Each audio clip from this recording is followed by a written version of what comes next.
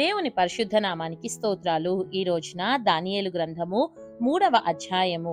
ఈ అధ్యాయంలో 30 వచనాలున్నాయి. మొదటి వచనం, రాజగు నెబుకద్నెజరు బంగారు ప్రతిమ ఒకటి చేయించి బబులోను దేశములోని దూరాయను మైదానములో దాన్ని నిలువబెట్టించెను. అది 60 మూరల ఎత్తును 6 మూరల వెడల్పునై ఉండెను.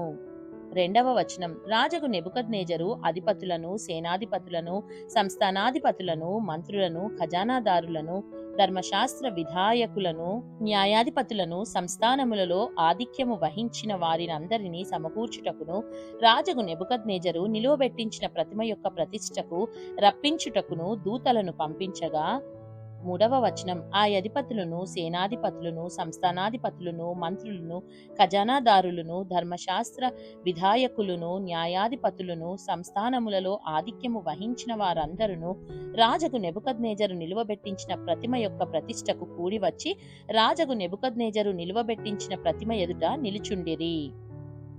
నాలుగవ వచనం ఇట్లుండగా, ఒక దూత చాటించినది ఏమనగా, జనులారా, దేశస్థులారా, ఆయా భాషలు మాటలాడు వారలారా, మీకాజ్ఞ ఇచ్చుచున్నాను. ఐదవ వచనం ఏమనగా, బాకా, పిల్లనగ్రోవి, పెద్ద వీణ, సింఫోనియా, వీణ, విపంచిక, సకల విధములకు వాద్య ధ్వనులు మీకు వినబడినప్పుడు రాజగు నెబుకద్నెజరు నిలువబెట్టించిన బంగారు ప్రతిమ ఎదుట సాగిలపడి నమస్కరించుడి. ఆరవ వచనం, సాగిలపడి నమస్కరింపని వాడెవడో వాడు మండుచున్న అగ్నిగుండములో తక్షణమే వేయబడును. ఏడవ వచనం, సకల జనులకు బాకా, పిల్లనగ్రోవి, పెద్ద వీణ, వీణ, సింఫోనియా, విపంచిక, సకల విధములగు వాద్య ధ్వనులు వినబడగా ఆ జనులను, దేశస్థులను, ఆయా భాషలు మాటలాడువారును సాగిలపడి రాజగు నెబుకద్నెజరు నిలువబెట్టించిన బంగారు ప్రతిమకు నమస్కారము చేసిరి. ఎనిమిదవ వచనం, ఆ సమయమందు కల్దీయులలో కొందరు ముఖ్యులు వచ్చి యూదులపైని కొండెములు చెప్పి, తొమ్మిదవ వచనం, రాజగు నెబుకద్నెజరు నొద్ద ఈలాగు మనవి చేసిరి, రాజు చిరకాలము జీవించునుగాక. పదవ వచనం, రాజా, తాము ఒక కట్టడ నియమించితిరి, ఏదనగా బాకాను, పిల్లనగ్రోవిని, పెద్ద వీణను, వీణను, విపంచికను, సింఫోనియను, సకల విధములగు వాద్యధ్వనులను విను ప్రతివాడు సాగిలపడి ఆ బంగారు ప్రతిమకు నమస్కారము చేయవలెను. 11వ వచనం, సాగిలపడి నమస్కరింపని వాడెవడో వాడు మండుచున్న అగ్నిగుండములో వేయబడును. 12వ వచనం, రాజా, తాము షద్రకు, మెషాకు, అబేద్నెగో అను ముగ్గురు యూదులను బబులోను దేశములోని రాచ కార్యములు విచారించుటకు నియమించితిరి.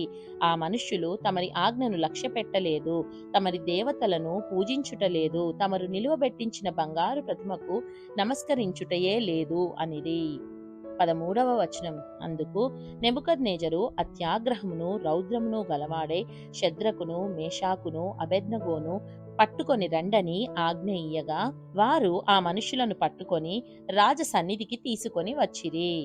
14వ వచనం, అంతటా నెబుకద్నెజరు వారితో ఇట్లనెను, షద్రకు, మెషాకు, అబేద్నెగో, మీరు నా దేవతను పూజించుట లేదనియు నేను నిలువబెట్టించిన బంగారు ప్రతిమకు నమస్కరించుట లేదనియు నాకు వినబడినది, అది నిజమా?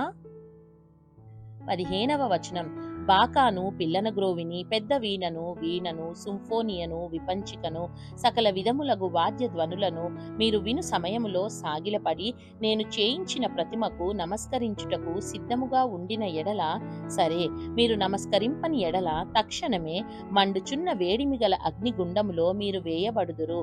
నా చేతిలో నుండి మిమ్మును విడిపింపగల దేవుడెక్కడనున్నాడు?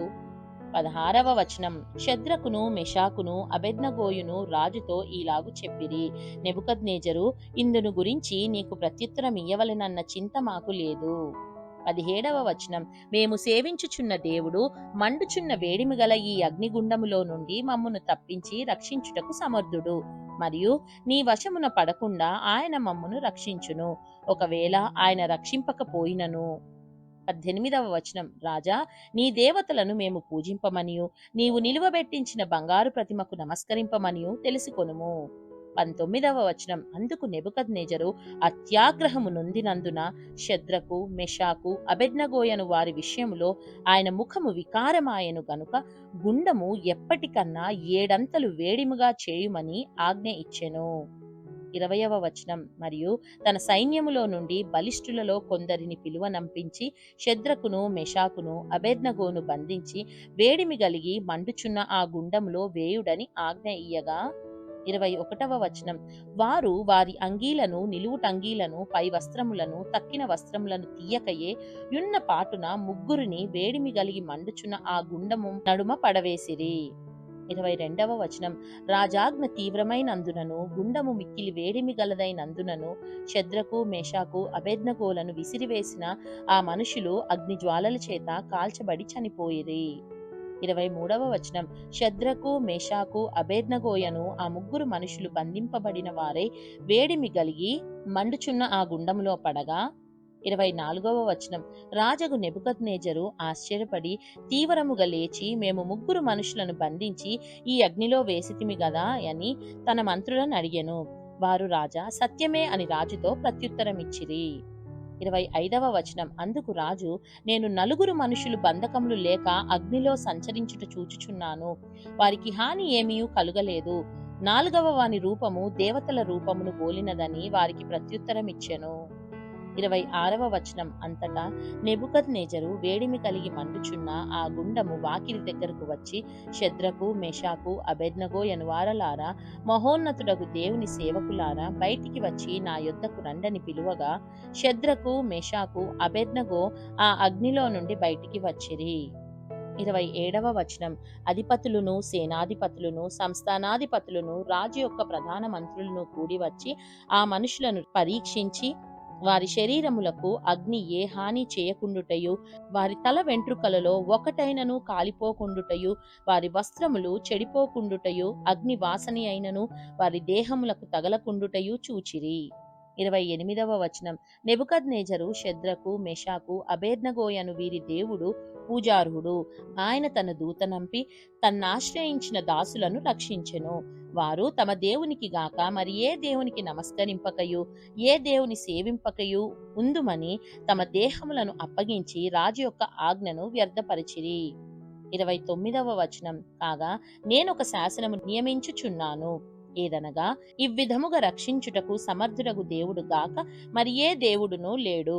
కాగా ఏ జనులలో గాని రాష్ట్రములో గాని ఏ భాష మాట్లాడు వారిలో గాని షద్రకు మెషాకు అబేద్నెగో యను వారి దేవుని ఎవడు దూషించునో వాడు తుత్తునీయులుగా చేయబడును, వాని ఇల్లు ఎప్పుడునూ పెంటకుప్పగా ఉండుననెను.